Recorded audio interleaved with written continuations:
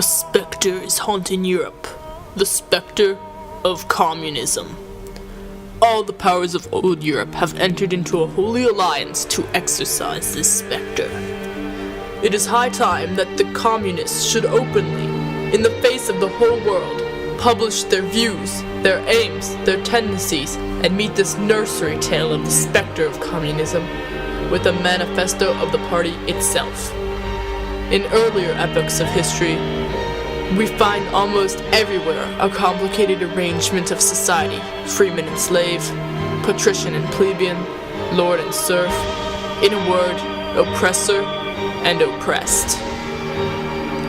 Society as a whole is more and more splitting up into two great hostile camps, into two great classes, directly facing each other, bourgeois and proletariat. The bourgeois, historically, has played a most revolutionary part. The bourgeois has stripped of its halo every occupation hitherto honored and looked up to with reverent awe. They cannot exist without constantly revolutionizing. The bourgeois keeps more and more doing away with the scattered state of the population. The need of a constantly expanding market for its products chases the bourgeois over the whole surface of the globe. The necessary consequence of this was political centralization. At a certain stage of the development, free competition stepped in, accompanied by a social and political constitution adapted to it, and by the economical and political sway of the bourgeois class. A similar movement is going on before our own eyes. Modern bourgeois society is like the sorcerer who is no longer able to control the powers of the netherworld whom he has caught up by his spells.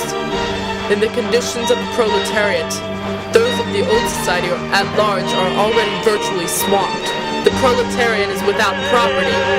The proletarians cannot become masters of the productive forces of society.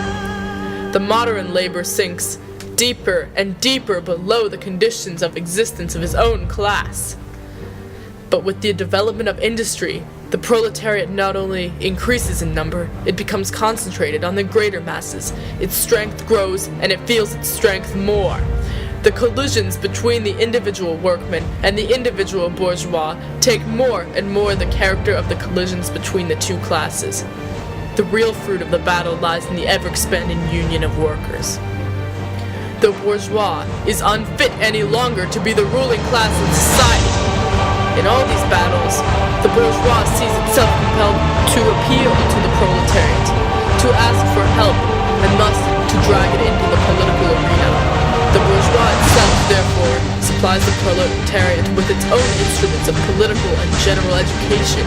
In other words, it furnished the proletariat with the weapons for fighting the bourgeois.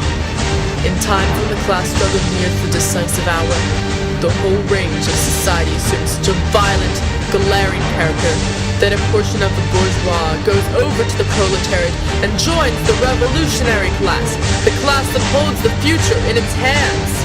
The communists everywhere support every revolutionary movement against the existing social and political order of things. The communists openly declare that their ends can be attained only by forcible overthrow of all existing social conditions.